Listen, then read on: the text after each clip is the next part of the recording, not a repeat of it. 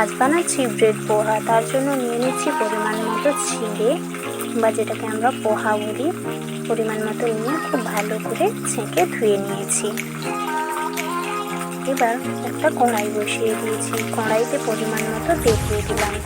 তেলটা গরম হয়ে গেছে, দিয়ে দিচ্ছি কয়েকটা কাঁচা লঙ্কা কুচি করে, দিয়ে দিচ্ছি ছোট ছোট করে আলু কেটে রাখা আলু, দিয়ে দিচ্ছি পরিমাণ মতো হলুদ গুঁড়ো, লঙ্কা গুঁড়ো দিয়ে ভালোভাবে মাখিয়ে নিচ্ছি।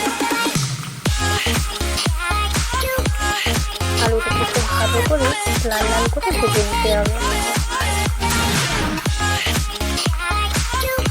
দেখুন এবার দিয়ে দিচ্ছি পরিমাণ মতো লবণ, দিয়ে আবারও ভালো করে নাড়িয়ে নিচ্ছি।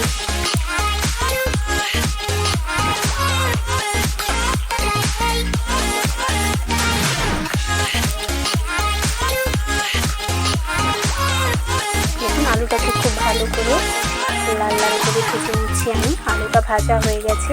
এবার যে পোহাটা ধুয়ে রেখেছিলাম সেই পোহাটা এতে দিয়ে দিলাম। যখন পোহাটা আমি ধুয়ে রাখি তখন তো খুব ঝরঝরেই ছিল, কিন্তু কড়াইতে নাড়ার সময় এরকম কড়াইতে যেন জড়িয়েই গেল। দেখুন কেমন ডলা ডলা পাকিয়ে গেছে। ঠিক আছে, কোনো প্রবলেম নেই, এটা থেকেই আমি একটা রেসিপি তৈরি করে নেব।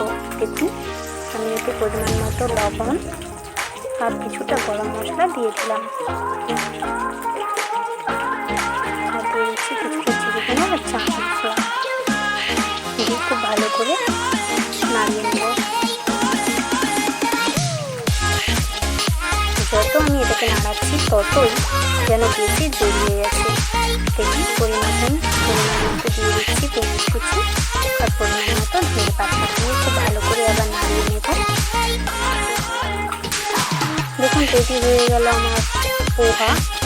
এবার যেহেতু বলেছি আমি একটু পোহা বানাবো, তার জন্য একটা প্লেট নিয়ে নিয়েছি।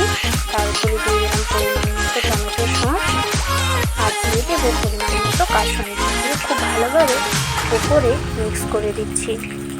প্লেটের উপরে খুব ভালোভাবে মিক্স করে দিচ্ছি। দিয়ে দিচ্ছি কিছুটা ম্যাগি মশলা, বাচ্চাদের পছন্দের ম্যাগি মশলা। দেখুন যে পোহাটা রেডি করেছিলাম সেটা চামচের সাহায্যে পরিমাণ মতো আপনাদের যতটা মনে হবে ততটাই ব্রেডের উপরে দিয়ে দেব।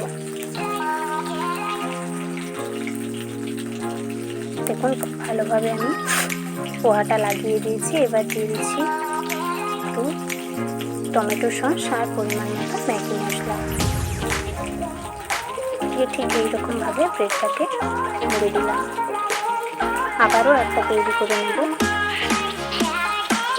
একই প্রসেসে টমেটো সস দিয়ে কাসুন্দি দিয়ে খুব ভালোভাবে পাউরুটির উপরে মেখে নেব। এবার যতটা পরিমাণ চান আপনারা ততটা পরিমাণ পোহা অ্যাড করে দেবেন। দিয়ে পরিমাণ মতো ম্যাগি মশলা আর টমেটো সস দিয়ে আরও একটা ব্রেড রেডি করে নিলাম। এখন পরিবেশন করে দিলাম। রেসিপিটা ভালো লাগলে কমেন্ট বক্সে অবশ্যই জানাবেন আর চ্যানেলটাকে সাবস্ক্রাইব করে দেবেন।